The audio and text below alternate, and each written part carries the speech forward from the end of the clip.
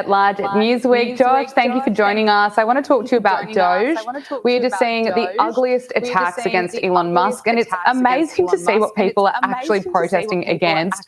Today, Elon gave another example of what Doge has been finding, and that includes $330 million in SBA loans to children under 11, including a 9-month-old baby who received a $100,000 loan. A clear case of fraud was with the Small Business Administration, where they were handing out loans, $330 million worth of loans to people under the age of 11. I think the youngest, Kelly, was a 9-month-old who got a $100,000 loan. That's a very precocious baby we're talking about here. How dare Doge expose this? I suppose this is what the left want to see more of. Yeah, I mean, just giving away money, as if it's just like a piece of paper or a pencil or some sort of widget to give away. I mean, what could possibly go wrong here? I mean, on the one hand, it's really just darkly hilarious, isn't it? I mean, that this is the kind of thing that's been going on for God knows how long. I mean, who knows when these programs even started? Was it Joe Biden? Was it Barack Obama? Was it sometime even further in the past there? On the other hand, it really does underscore just how utterly inane and frank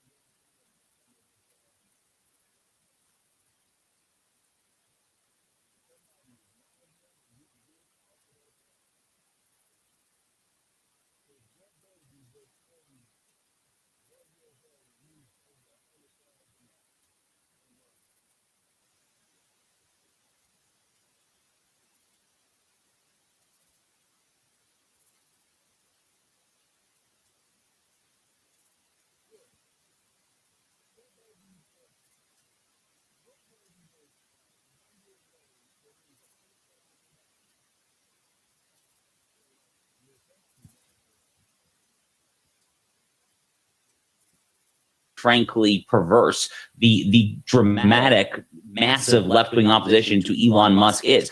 I mean, the people that are opposing the Trump administration more generally, Gabriella, whether it's things like this, whether it's the deportation of pro-Hamas miscreants like Mahmoud Khalil, I mean, what exactly are they standing for? I mean, are you guys actually making an affirmative positive stand to give away so-called loans to the tune of $330 million to people that are as young as 9 months? Are you actually taking an affirmative stand to actually keep Hamas supporters in the United States? I mean, what does it say about the modern left that they are forced to take these stances all in the purported name of just opposing whatever it is the Trump administration has to do? Because that's basically all they stand for at this point. They basically stand for whatever Trump does, and by extension, whatever Elon Musk does, we necessarily, by dint of that very fact, we will oppose it there. But that's left them defending some very, very, very indefensible things, I'm afraid. Absolutely. I would like to see them defend something worthwhile. Let's talk about USIP. The Trump administration is gutting the institution of peace. So last week, bureaucrats held a tense standoff with a Doge team that required police intervention. A White House spokesperson says that rogue bureaucrats will not be allowed to hold agencies hostage, and a judge agreed with this. District Judge Beryl Howell denied a request from the agency to grant a temporary restraining order that claimed that Doge committed literal trespass and taking over by force. Now questions are being raised over what USIP could be trying to hide. USIP has around 300 employees, has a budget of $55 million a year. We know that it was established by Congress in 1984, and it claims that its mission is to prevent violent conflicts and broker peace deals abroad. This is, of course, despite the United States having been involved in numerous military interventions, prolonged wars, and the rising global instability in decades since then. It's hard to actually see what USIP has been able to achieve. Well, it's funny that they only have a budget of $55 million or whatever the exact number is, because if you actually drive by the U.S. Institute for Peace, and I've driven by it any number of times, it's located right on Constitution Avenue. It's literally right off the National Mall. So if you've been a tourist in Washington, D.C., you're driving down Constitution Avenue, you're driving down Main Justice and the Federal Reserve, and then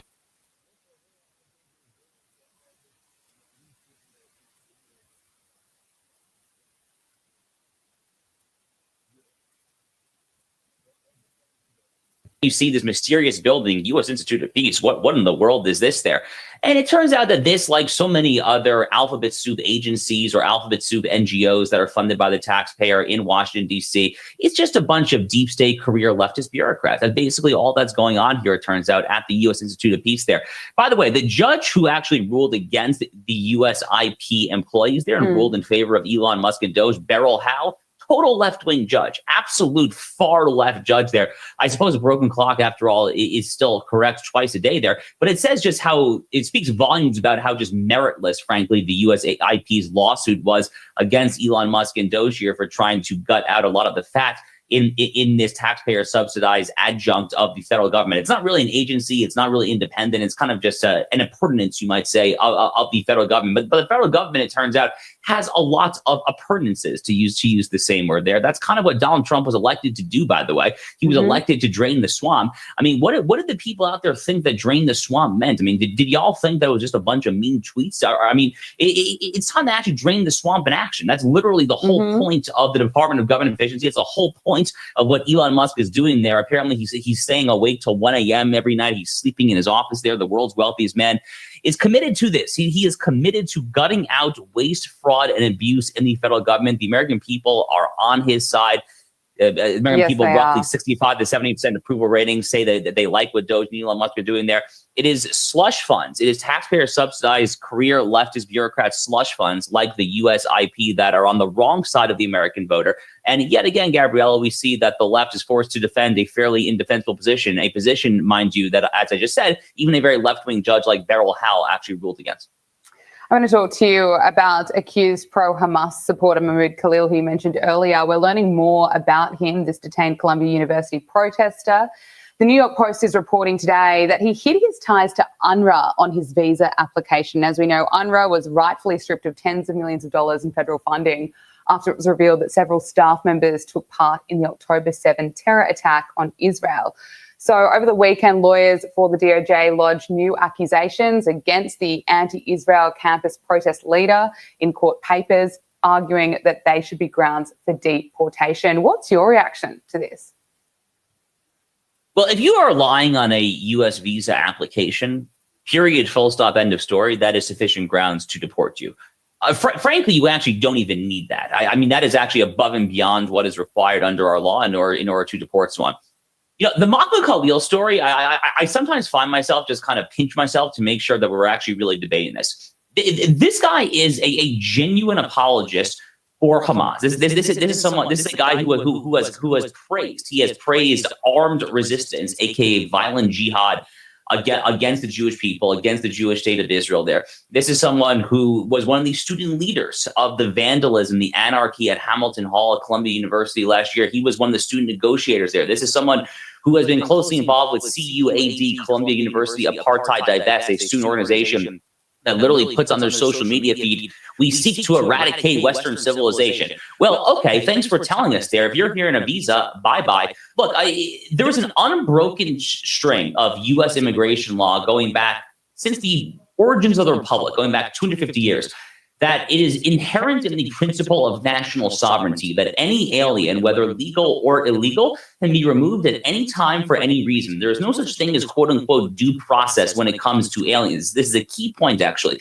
It was Justice Robert Jackson, one of the great 20th century Supreme Court justices, in a 1953 case called Shaughnessy, who famously said that due process does not entail any alien around the world with the right to immigrate here against our will. And then once you are here, you don't have a due process right to be safeguarded from removal against the national will, which is a very fancy way of saying that once you're here, if we, the people who are the sovereign here in the United States, if we don't want you here, you're out. That's basically how it works. So the fact that he's lying on his visa paperwork there is additional grounds under the relevant statute, the Immigration Nationality Act, to deport him. Frankly, as a matter of constitutional law, you don't even need him there. But again, as we were saying earlier, what does it say about the American left and the corporate media here, the chattering class, the commentary? They are forced to defend this utter miscreant there. This is not just an 80-20 issue, Gabriella. This is probably closer to a 90-10 or a 95-5 issue. The American people want miscreants like this jihadist thug gone, and God willing, gone he shall be. Well, we're sadly seeing more anti-Israel protests here in Australia. In Melbourne over the weekend, there were more anti-Israel demonstrations held, and they were as vile as ever. Protesters were caught on camera chanting, "All Zionists are terrorists," as they marched through the city.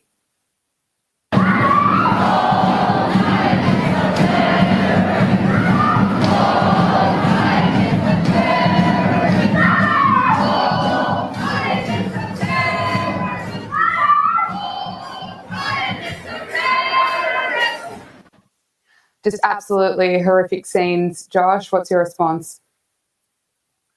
Well, unfortunately, this has been pretty common since October 7th, 2023, and it's probably not going to end any time tomorrow. Look, one of the things, Gabriella, that I call for, I actually have a brand new book on this. You and I discussed this last time, called Israel and Civilization: The Fate of the Jewish Nation and the Destiny of the West. And one of the things that I urge all of Israel's supporters and friends all throughout the world, Jews, Christians, frankly, even pro-Israel Muslims, whatever you are there, you have to make the case for Israel in moralistic argumentation. For far too much of my lifetime, Gabriella, I've seen the nominal pro-Israel side speak in very kind of mundane, really kind of watered down terms. They just say, we just want to exist, or we just want peace, or we just want two states. And then a lot of very young, impressionable people there, frankly, a lot of kind of less religious people who don't otherwise have meaning in their lives and are looking for something to fill that vacuum of meaning there. They're naturally attracted to the quote unquote pro-Palestinian side because they actually present a moral argumentation. Now, it's very immoral, but they at least speak in moral terminology when they speak of things like occupation or things like Nakba, which is their way of referring to Israel's righteous war for independence in 1948 there. They're making morally charged terms. And my call in the book and just in my general commentary for a long time now has been, for the pro-Israel side, you guys have to make morally charged argumentation as well. Talk about going back thousands and thousands of years, how the Jews are actually indigenous to this particular land there. The Jews were in the land of Israel for literally thousands of years before there was a single, before Islam was created as a religion there. More so than that there, just make the straightforward case that whether it's Australia, whether it's the United States, or whether it's any other Western or Western style country there,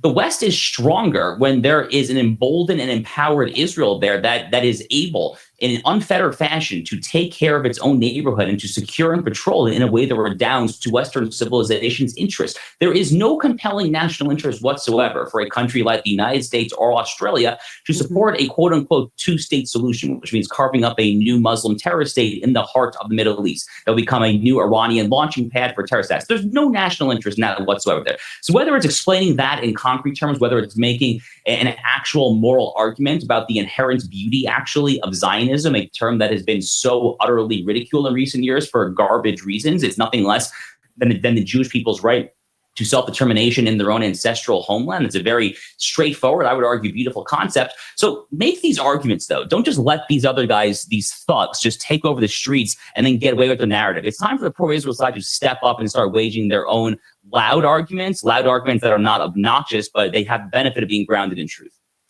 Israel's military is expanding its ground operation across the Gaza Strip, and the Defense Ministry says that it has killed Hamas's new prime minister in a precise strike.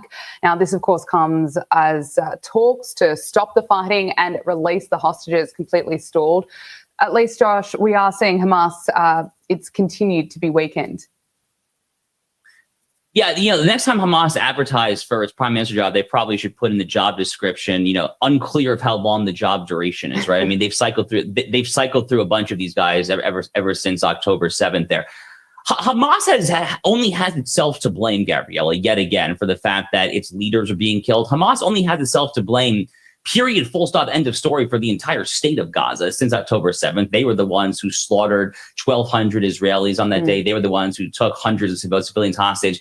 Every single innocent person who has died, every single person is solely morally attributable and indeed attributable in the international laws of armed conflict to Hamas there. So they could have easily extended this ceasefire, though. If they had actually just agreed to the terms that Israel and the United States under Special Envoy Steve Witkoff, they had terms that they could have easily agreed to, such very basic things as, give back the hostages, that you absolute monsters, you human scumbags have been hiding in your terror tunnels, have been tormenting, have been just generally acting against humanity in the most core vicious way for the past year and a half there. Hamas had every opportunity to extend the ceasefire. They have refused to do so, and God willing, they will reap the rewards of it. The key question, Gabrielle, is whether or not Prime Minister Netanyahu and the IDF are actually prepared to finish the job this time. That is really the key question. I don't think that the Israelis have any other choice but to finish the job. They announced at the onset of this war that the eradication of Hamas was a war aim. Anything less than that will therefore be a failed war effort. So I think that they have no choice but to finish this conflict. The good news as an American is that it seems like Donald Trump fully supports that goal as well.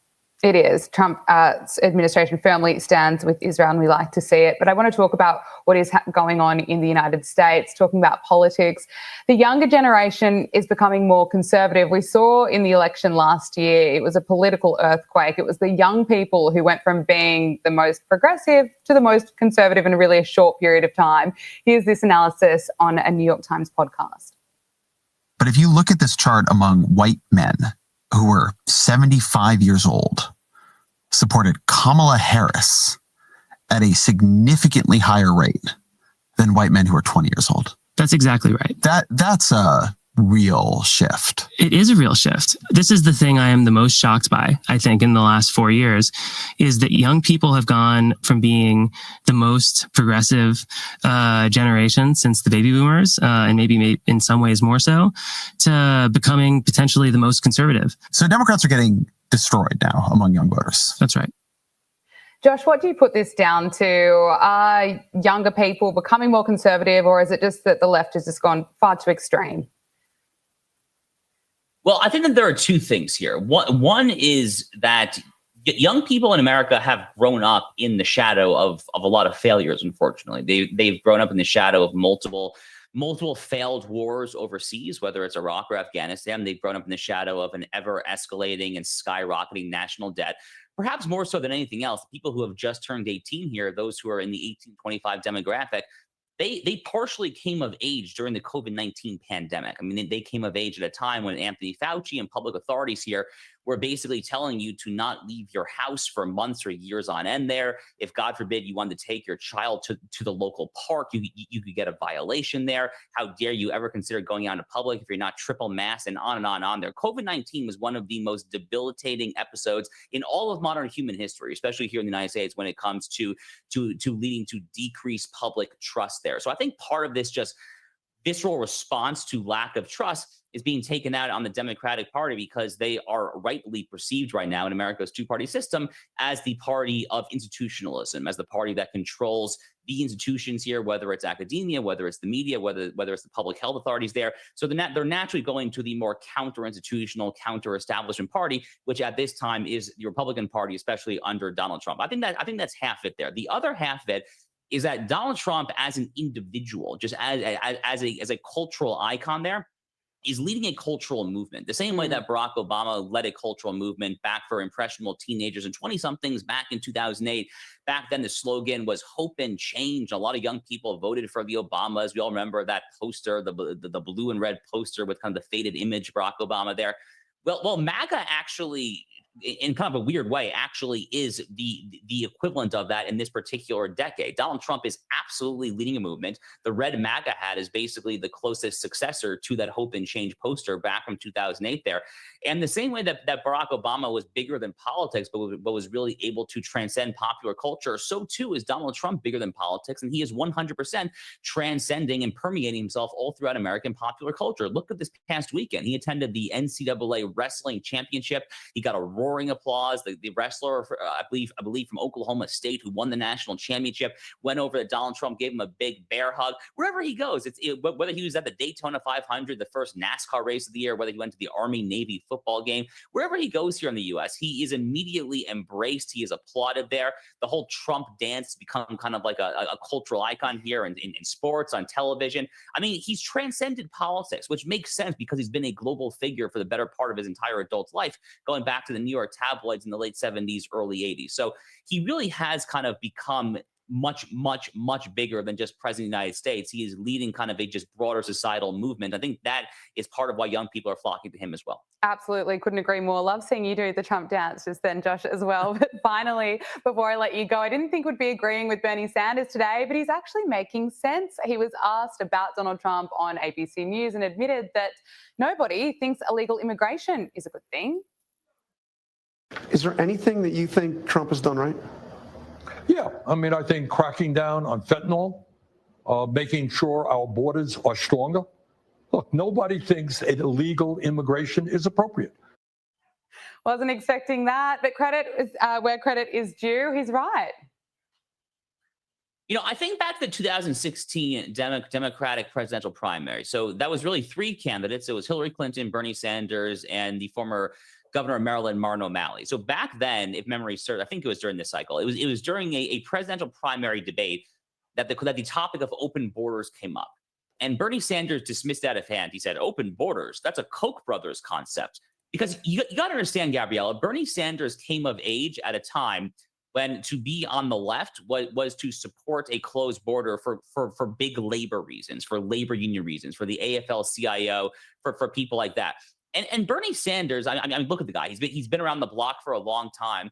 This is someone who, at his core, is a socialist. That is what he cares for. Yes. He's not necessarily, at his core, a woke neo-Marxist. He's someone who really cares first and foremost about socialist economics there. So, you know, he doesn't support cracking down on illegal immigration for law and order reasons. He doesn't care about it for sovereignty or nationalism reasons or anything like that there.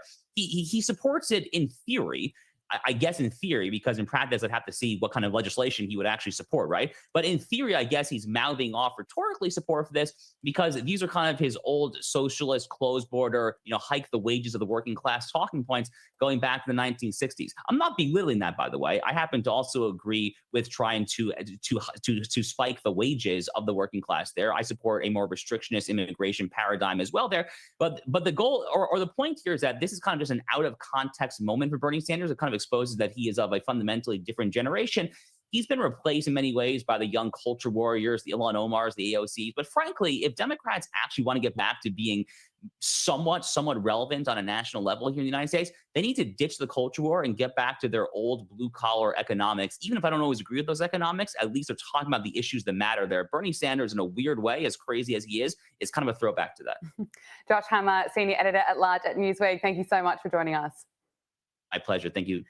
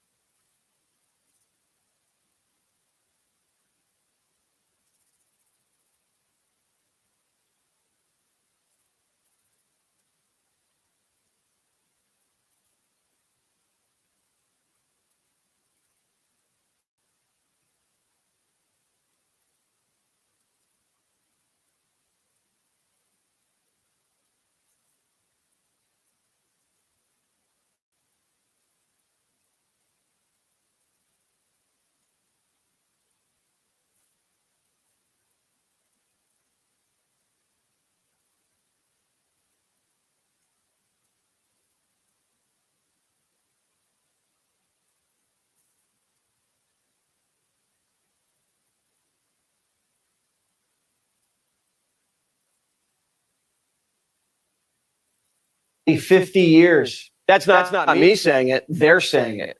And they're saying it could actually get worse. They're the most unpopular they've ever been. And remember, this party held slaves. And now they're being told to go into hiding. If you're a Democrat, I'm going to tell you the worst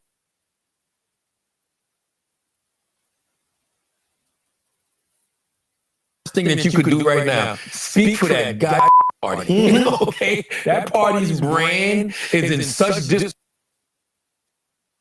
disarray. They have no ideology. My only problem with the Democratic Party is that even the people that are good, the brand of being a Democrat is so bad. Yeah, you got to rebrand that. They shit up. The brand's so toxic that lifelong liberals aren't even staying to fight. They're moving to Ireland. Where'd they come up with that plan? In therapy. I feel on the verge of crying when I was there, when he got elected. I luckily had a plan with my therapist. Hope she's watching. Hi, Ann. And I said to her, should he be elected, which none of us thought was going to happen, I need a plan. And the plan was always and only Ireland. The Democrats who are staying don't have a plan. Axios says, talk to 20 Democrats and you'll find each one has a different theory on why they lost. And Rosie's theory is a conspiracy theory. So I would hope that that would be investigated and that we would see whether or not it was an anomaly or something else that happened on election night in America when Kamala Harris was filling up stadiums with people who supported her. And Donald Trump was not able to do that. She sounds like Trump. Biden didn't win. Did you see my crowds? It's hard to win if you don't know why you lost. And George Clooney's out there saying, don't look at me. Looking back on that, happy you did it? Yeah. I'll make it kind of easy. I was raised to tell the truth. I had seen the president up close for this fundraiser, and I was surprised. And so I feel as if there was a lot of profiles in cowardice in my party through all of that. And I was not proud of that. And I also believed I had to tell the truth. Clooney just said his party's full of lying cowards, and he calls himself brave for telling the truth. Well, I guess he's brave because you're not allowed to tell the truth in his party. And if you do, they take you out. But the rest of the country didn't need Clooney to tell them Joe was toast. We knew it for years. And we don't need a permission slip from Barack to tell the truth. Suddenly, all these Democrats want credit for telling the truth when the stakes are low. Bernie just came out and said his party's trash. It saddens me that when the Democrats had control of the Senate, they did virtually nothing for working people. And I have to say that I'm a member of the Democratic caucus as an independent. So I'm not going to lie to you and tell you otherwise. Yeah. Are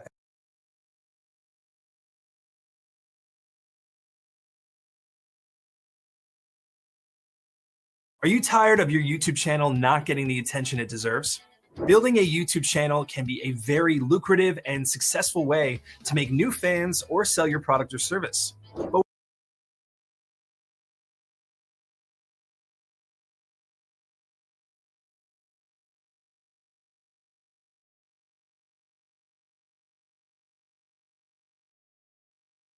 Yeah. And since then, do I think the Democrats have been effective in rallying the American people in stopping Trump's movement toward oligarchy and authoritarianism? No, I don't. Burn Dog just told the country, walk away from the Democrat Party and be an independent. But Bernie's just as big of a hypocrite as Clooney. Bernie never said any of this when Democrats were in power. Now he wants Chuck's head on a platter. MoveOn.org says it's time to move on from Schumer. They say their frustrations are at a boiling point, and if nothing changes, donors are ready to yank their funds out. Schumer can smell the coup coming. Leader Schumer, are you feeling pressure to step down? Look, I'm not stepping down. And let me just say this, Kristen. I knew when I cast my vote against against the government shutdown that there'd be a lot of controversy, and there was. Chuck's wounded, the clock's ticking, and the Bernie bros smell blood. The progressives are primarying the old timers. Watch. Donald Trump and Elon Musk are dismantling our country piece by piece. And so many Democrats seem content to just sit back and let them. So I say it's time to drop the excuses and grow a spine. I'm Kat Abou-Ghazaleh, and I'm running for Congress in Illinois' 9th District. That woman right there, Kat, she used to work at Media Matters. She used to clip things we said on Fox and try to get us all fired. Now she's running for Congress. This new generation gets going, it's going to get ugly. The problem for Democrats right now is if they're primaried by a bunch of Bernie Sanders, AOC type Democrats, they're going to have a real hard problem flipping the House. Democrats lost two big bets, that they'd always win the youth vote, and when the country got less white, Republicans would be finished. And they were dead wrong on both. And now their coalition's crippled. Ezra Klein, a big-time liberal thinker, says with the way the party's heading and with the number of Democrats moving out of blue states, Democrats could be out of power for the next 15 years. Everyone's moving to red states. It's boosting Republicans' electoral votes. So the Democrats could sweep the Rust Belt and still not hit 270. They lost the working class, and all their leaders aged out. A new poll asked Democrats who best reflects the core values of their party, and AOC came in first place. Wow. AOC is already taking shots at Schumer, saying we need a party that fights harder. And Fetterman told her to shut up. Fight harder, he says, a stunt that would have harmed millions and plunged us into chaos. We kept our government open. Deal with it. Oof. Fetterman just told a woman to deal with it. Are Democrats allowed to talk to each other like that? Now the media is not even getting along with the Democrats. Okay, you're out there with AOC today. Would you like to see her join you in the Senate? Right now, we have, as I said, just a whole lot of people in the Congress. Okay, Jonathan, thanks. Wait, I got one more. This is important. Well, I asked you. Okay. You want to do nonsense, do nonsense. No. I don't want to talk about inside the Beltway stuff. I was just going to ask you one more question about you. I mean, that's all. I was literally your last. What is your question? Well, I mean, it's easier to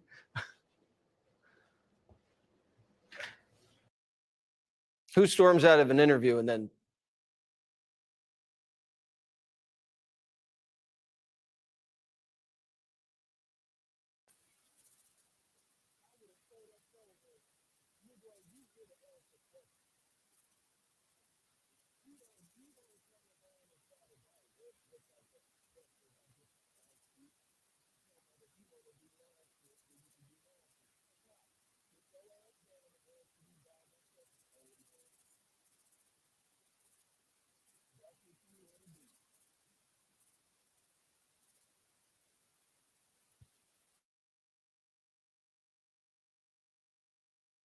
comes back and sits down? What was that?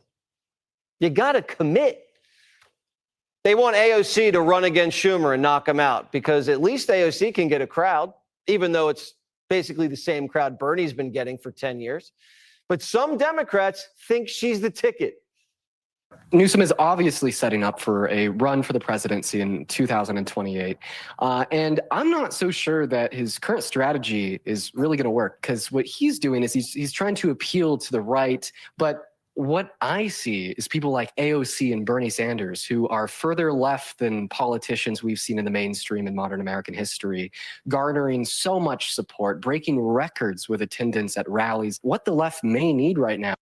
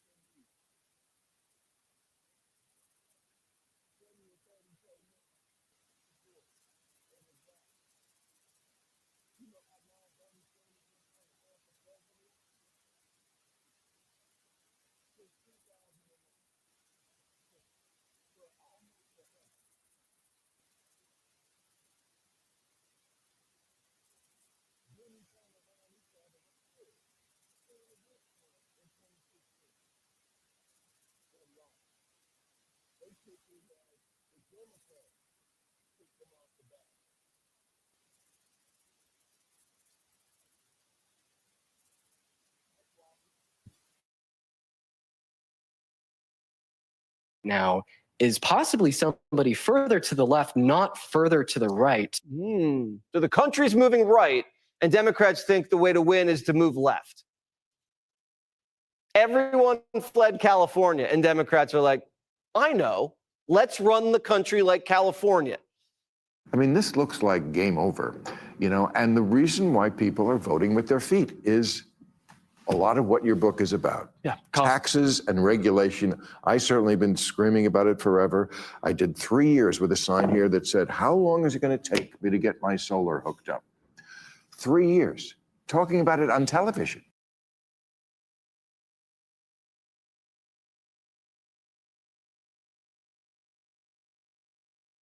Did you know you can create a passive income stream from selling digital ebooks on Amazon? If you don't believe me, here are actual everyday people receiving checks like these from Amazon on a monthly basis simply because they started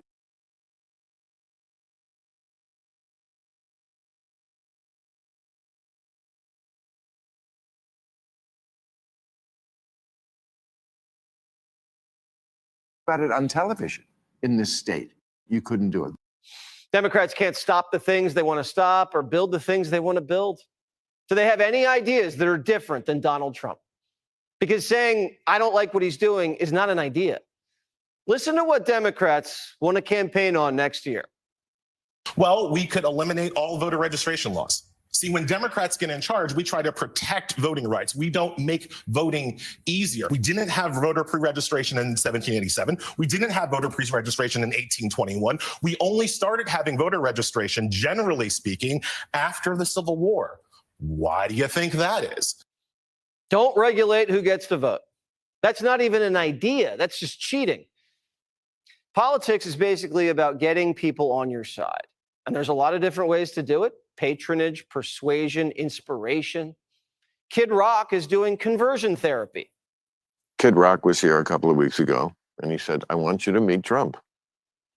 He said, I'm going to take you to the White House. So now we're going to do that. I think that's and a like good there will be conversation. lots of people on the left who will be like, how dare you talk to this man? I was like, you know, I'm not playing this game with that you mean girls play. Yes. Where like, oh, you know what? You can't sit at my lunch table because I'm just not talking to you. Not talking to you, you lost the election. Who the do you think you have to talk to? Bill Maher, Gavin Newsom.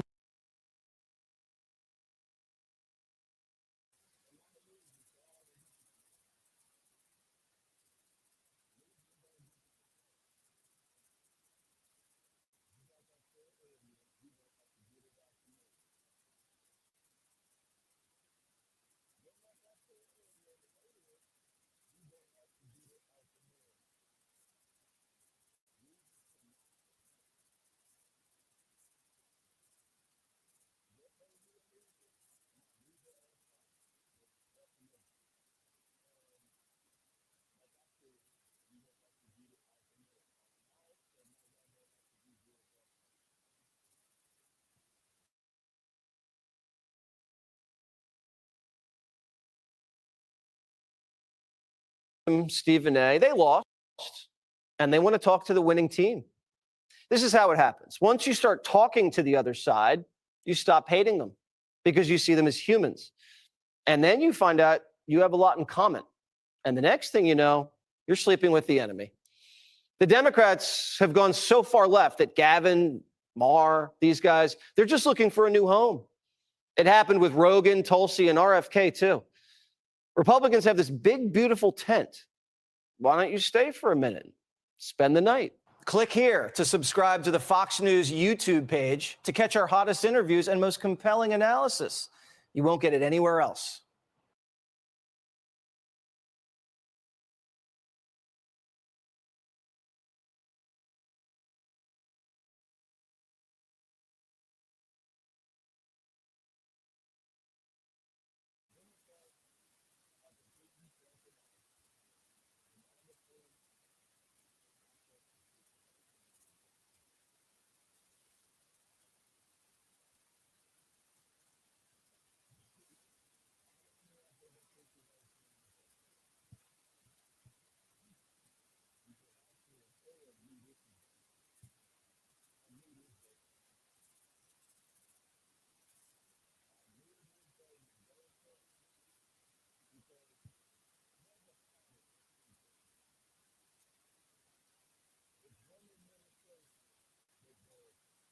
Let's talk with President Trump's former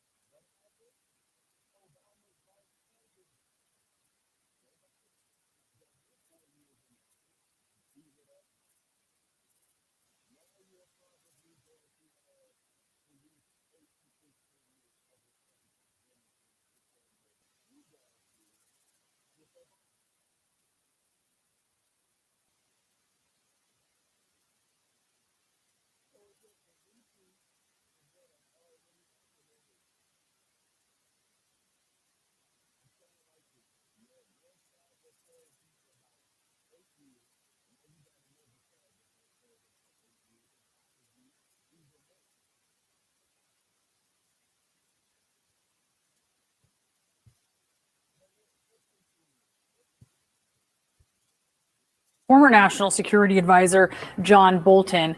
I should note, sir, you have already blasted these officials for using Signal. You say it's not as secure as secure government telecommunications, and that we shouldn't believe folks who are trying to make us think that. So what is your reaction to the CIA director defending the use of Signal by testifying this morning that Signal was loaded onto a CIA computer? It was, quote, permissible to use to communicate and coordinate for work purposes, provided that any decisions that are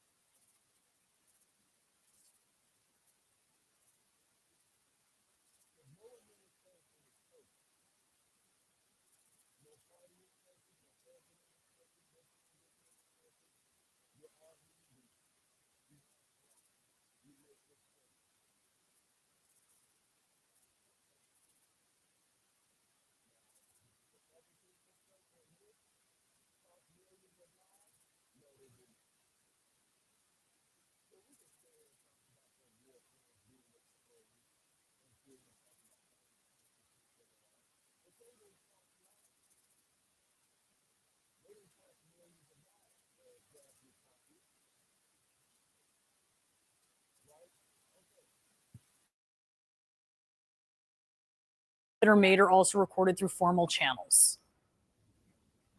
Well, I'd like to know who put it on his computer and when, and why didn't they have another review? We've seen reports just a few days before this group was set up. The Department of Defense sent a memo around saying Signal was very vulnerable.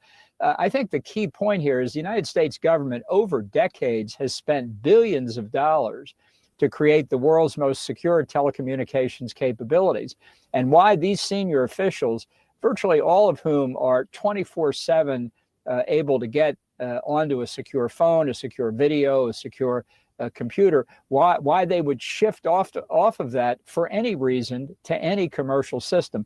That's the original sin. Everything else after that just makes things worse. But why anybody would use Signal for any purpose, I can't understand. And if the argument is, well, they did it in the Biden administration, I mean, that's practically a recommendation not to do it. They just accept everything Joe Biden's administration did. That's quite an argument. Yeah, they don't like many things that Joe Biden's administration did. That's very clear. Okay, so that's the original sin. But then the one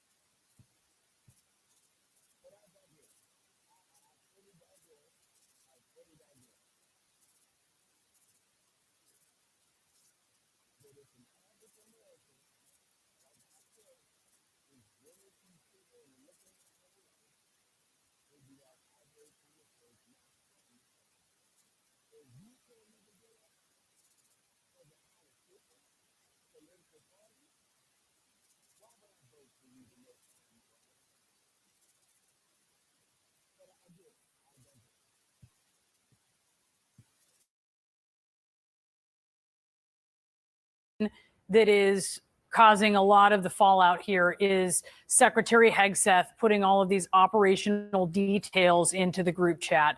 Should Jeffrey Goldberg, the reporter who was inadvertently added to the group chat and is privy to these details, should he publish them? He had refrained from printing them because of security reasons, but now you have administration officials minimizing those details being on this platform. Should he publish them?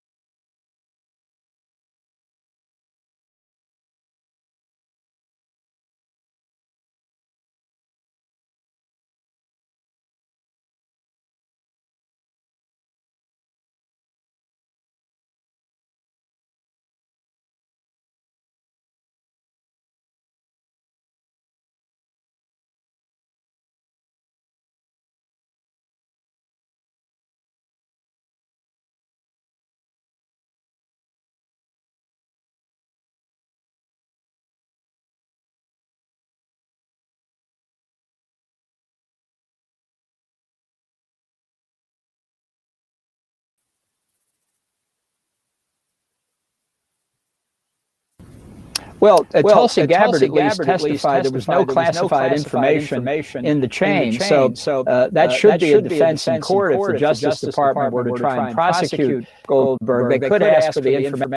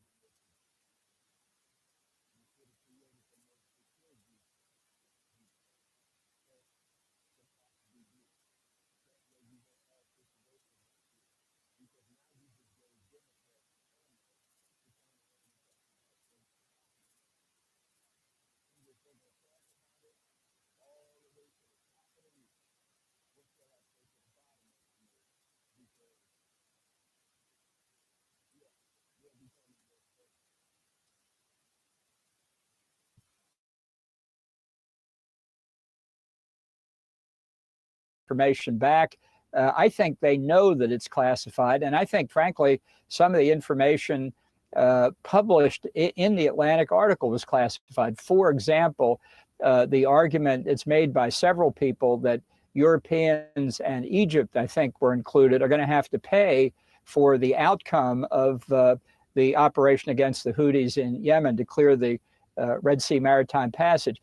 Now, I'll guarantee when they read that in European capitals in Cairo today, they said, what?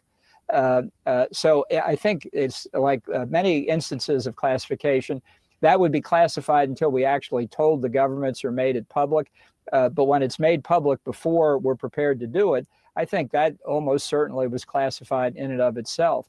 The whole point of staying in the government-approved secure channels is you can say anything you want. You can talk about today's newspapers. You can talk about top secret code word information. You can talk about anything in between. You don't worry about it. Once you're on Signal, once you're on any non-governmental, non-secure channel, you're at risk of saying something if you're not careful.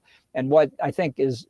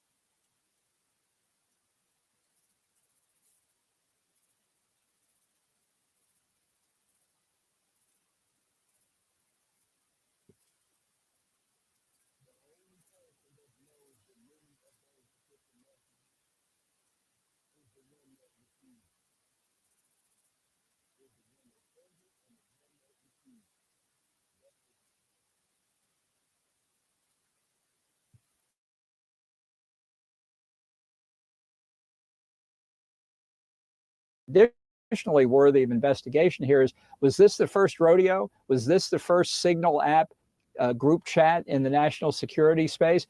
You can't tell from the article. I have a feeling it may not have been, and I think that makes it potentially even more serious. There is some hair splitting going on over what is classified and under what authority or under what agency. Let's listen to what Tulsi Gabbard said about that. Senator, I can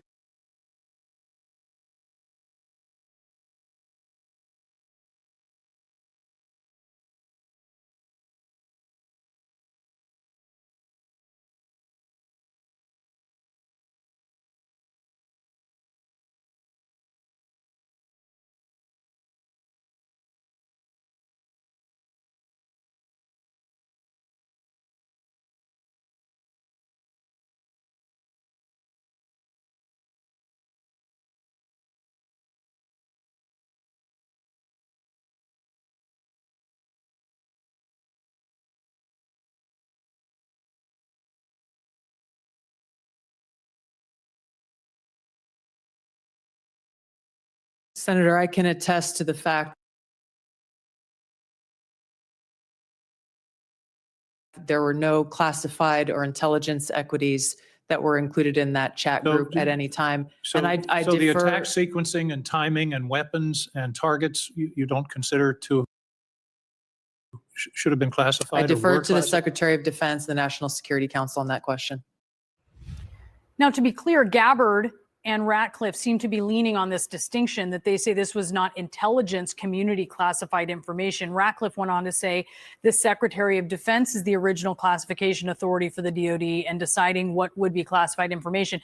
We've heard him talk to the press and say there wasn't classified information, which I guess would be a Jeffrey Goldberg defense in court.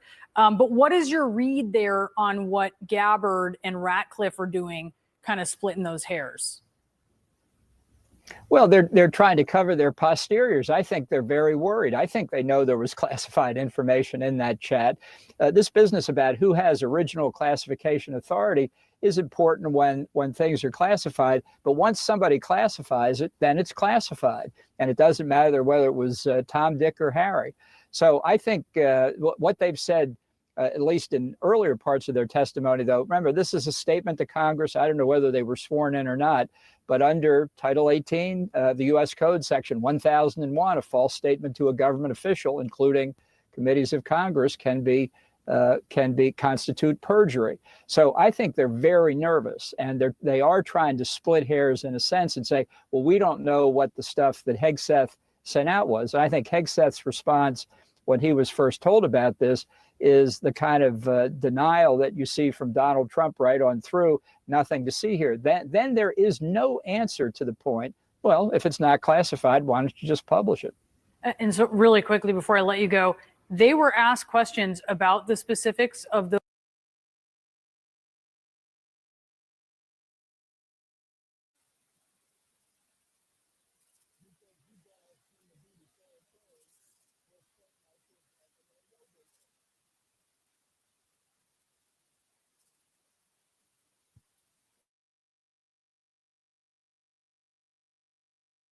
those operational details. And that's when we started hearing the I don't recall or the very careful answers. They said, I do not recall.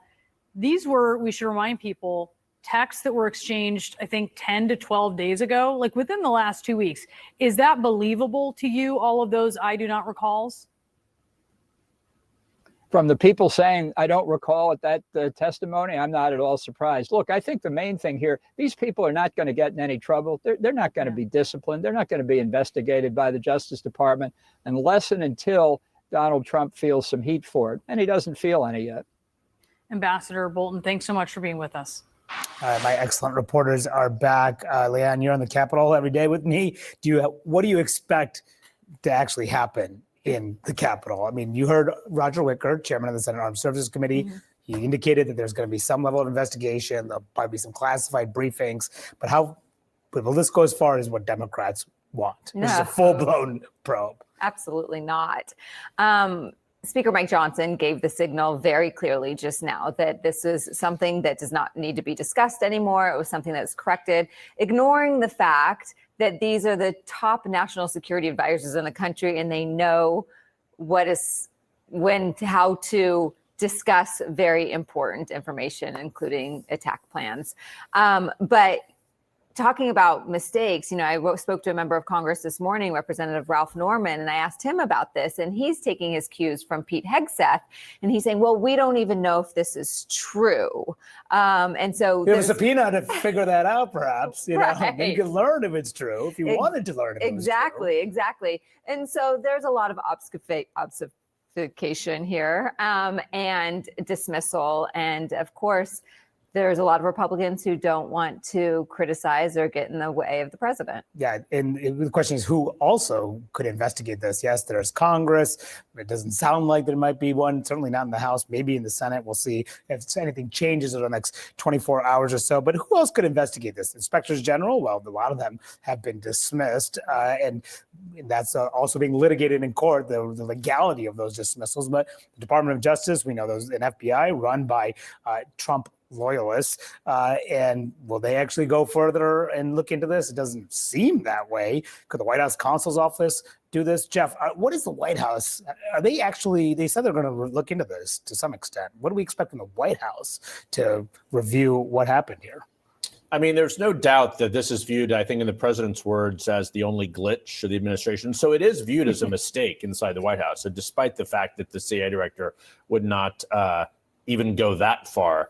But we shall see what the review is. We heard yesterday from White House officials. I talked to them. They said there is going to be a review of how much signal is used. It's become, almost as commonplace as picking up the telephone to have a conversation with someone or to send an email. It was used obviously a lot on the presidential campaign. Some of these threads are still active. So there is going to be apparently a review of that. The White House press secretary this morning said that the White House counsel's office is sort of looking into some protocols and advising people.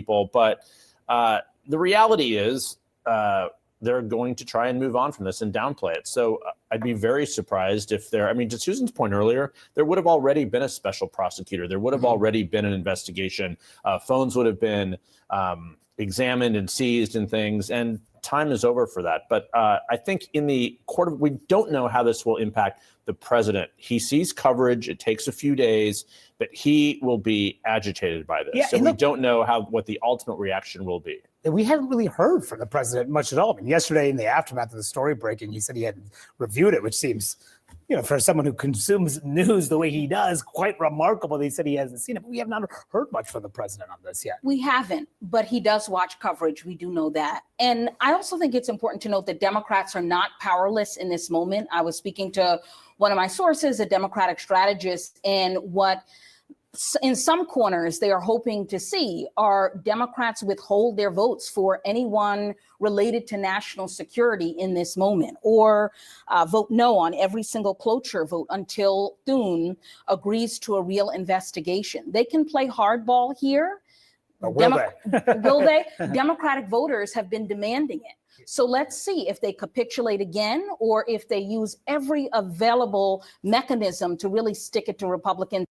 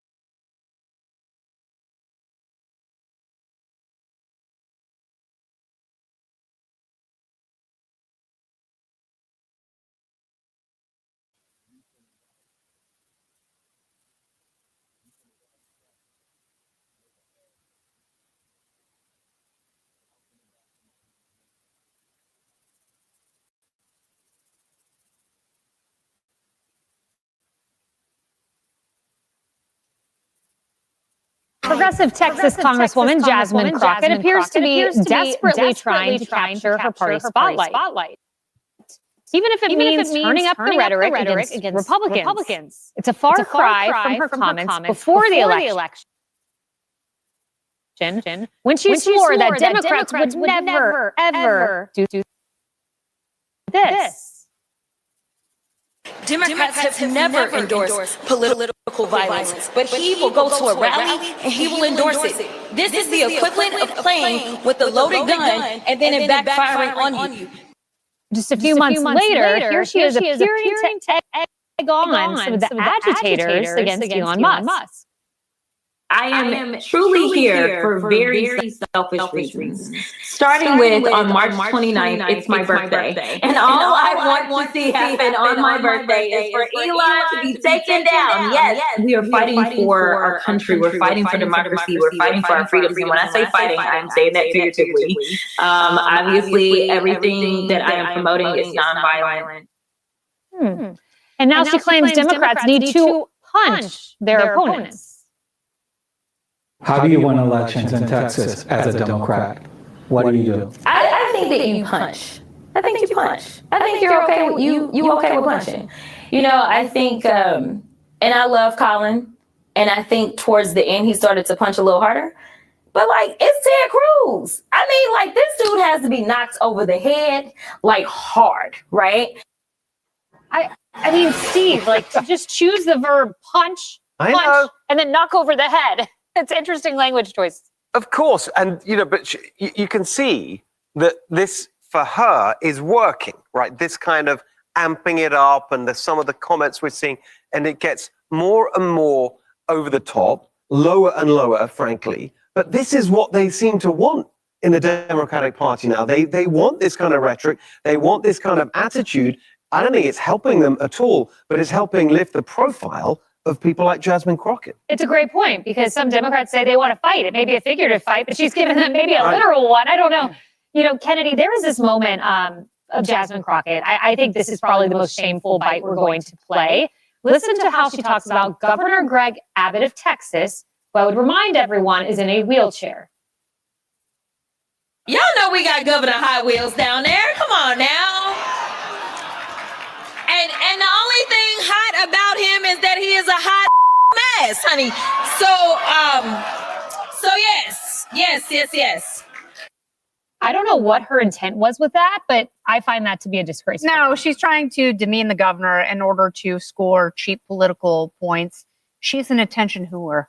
And it's annoying. So when you are void of ideas, you ramp up the rhetoric. I mean, how incredible would she be if she actually laid out an economic plan for the people in Texas, for her specific constituents, and for families across the country? She would be applauded. She would be celebrated. But instead, you know, she's kind of at the bottom of the barrel. I don't like it when people in either party do it. She thinks she's doing it for cheap points, but it's not grounded in political philosophy, and I don't have a ton of respect for her. It's interesting you bring up the ideology, political philosophy, and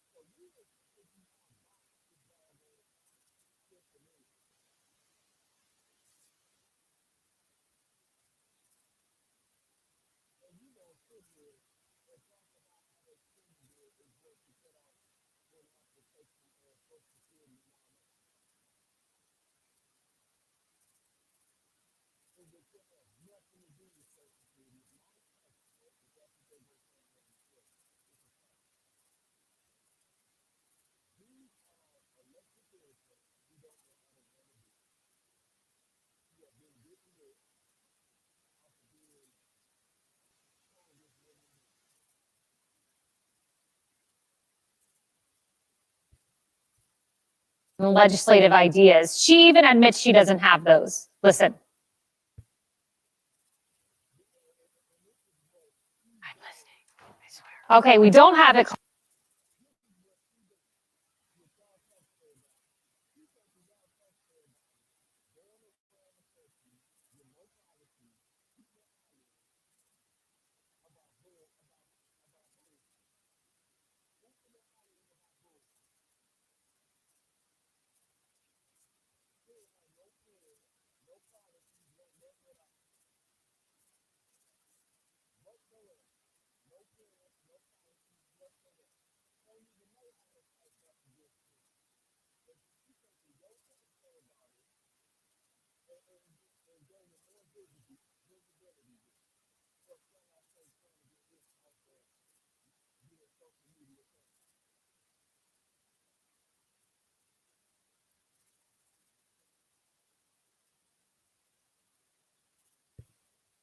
Carly, but I have it in front of me. Yeah. So she says this. She says on a Lone Star Politics interview, I should probably be a better politician and tell you, yes, we've got all this amazing legislation, and I can absolutely imagine Donald Trump signing it into law. Not gonna lie, I think right now it's about preserving our basics and getting back to some norms. She goes on, no ideas, but she has to preserve. She says, right now, I could tell you that unfortunately I'm not working towards very much. Yeah. That's the next line that she says. I think we noticed. And I also want to point out that according to the sign behind her, she was at a human rights campaign event and she's openly making fun of a disabled person. Yeah. So just want to point that one out as well. I was recently watching a social media video on how to get a toddler to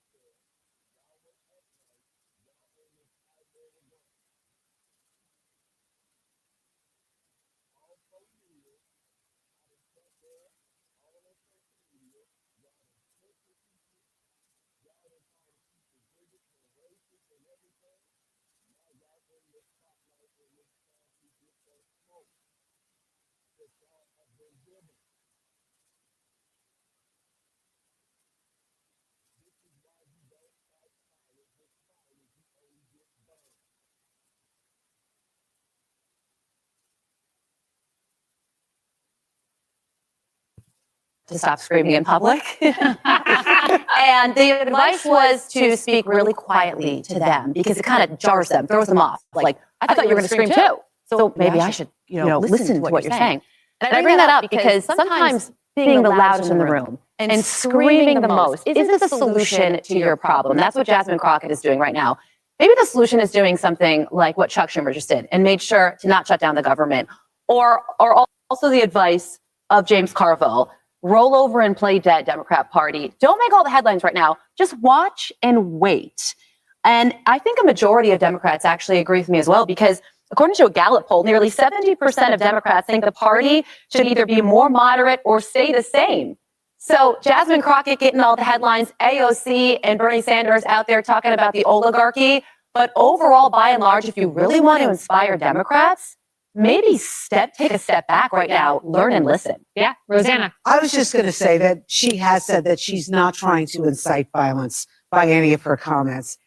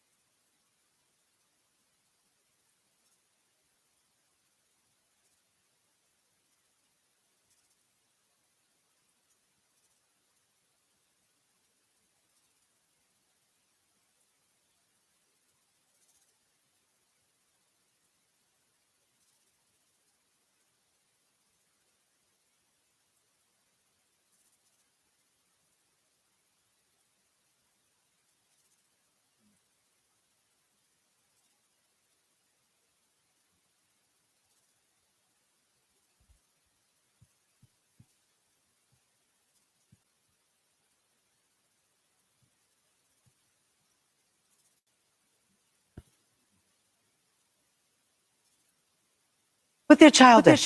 They're childish behavior. And, she's organized TikTok dance parties in the halls of Congress. This is a woman who I think just wants to up her followers on TikTok and social media.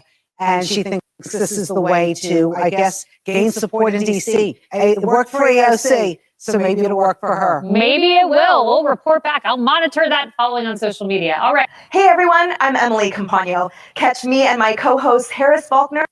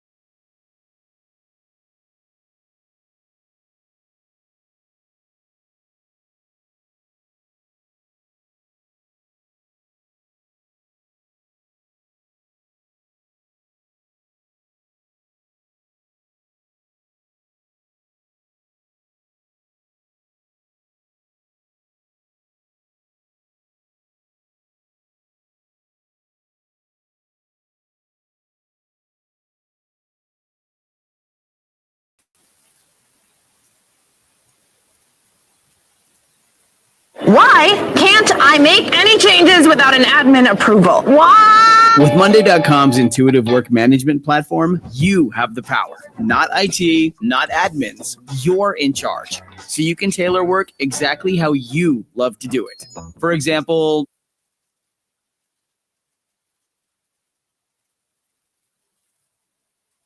I want to go back to what I addressed at the outset. I mean, this was not only sloppy, it not only violated all procedures, but if this information had gotten out,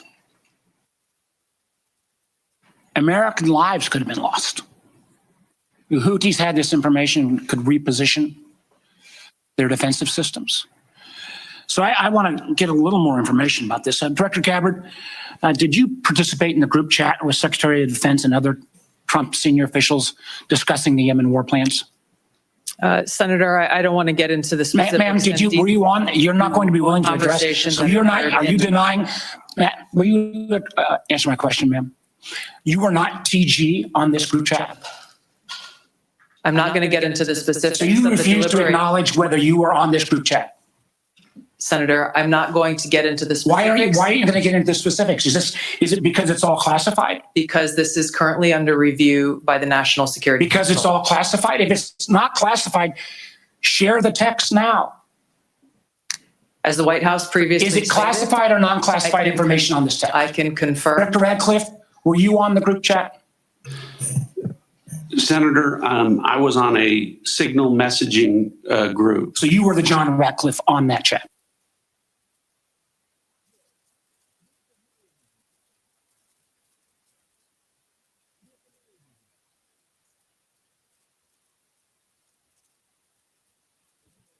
I was. Thank you. Thank you. Can I provide some context, Senator, to that? Yes, but I've got a series of questions. Well, but I think it's important because at the outset, you made a couple of comments about Signal messaging using encrypted apps. So that we're clear, one of the first things that happened when I was confirmed as CIA director was Signal was loaded onto my computer at the CIA, as it is for most CIA officers.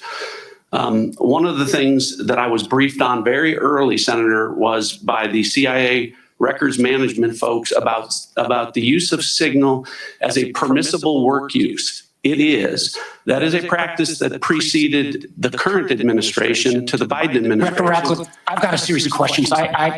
If you're making the statement that Signal is a secure channel. No, can I answer that? It is end-to-end decryption. So to finish, it is permissible to use to communicate and coordinate for work purposes, provided, Senator, that any decisions that are made are also recorded through formal channels. So those were procedures that were implemented. My staff implemented those processes, followed those processes, complied with those processes, and finally, just please. So my communications, to be clear, in a Signal message group were entirely permissible and lawful and did not include classified information. Well, we will make that determination, because if it's not classified, share the text with the committee. Let me go on. Director Gabbard, you are the security executive and set access guidelines for classified information. Did you contact the defense secretary or others after this specific military planning was put out and say, hey, we should be doing this in a SCIF?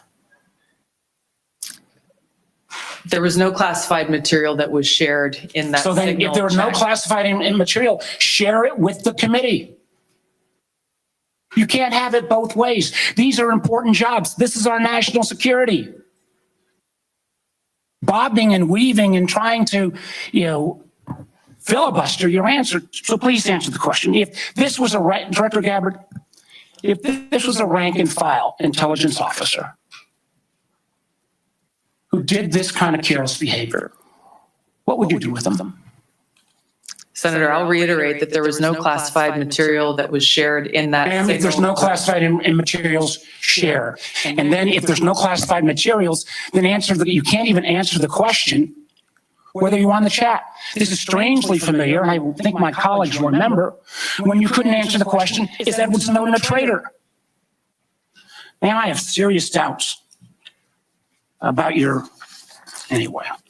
Director Gabbard, I'm going to give you this. Tweeted just 11 days ago, and I'm quoting you. Any unauthorized release of classified information is a violation of the law and will be treated as such. So if this information is classified, what are you going to do? Senator, 2 points here. First of all, there's a difference between inadvertent release versus careless and sloppy, malicious leaks of classified information. The second point is there was no classified information that was on and the information Signal committee should get that chat. information. Director And the Patel, National Security Director Council Patel, has my time's about out, and I'm going to occurred. use my 12 seconds after the chairman came. Director Patel, has the FBI launched any investigation of this?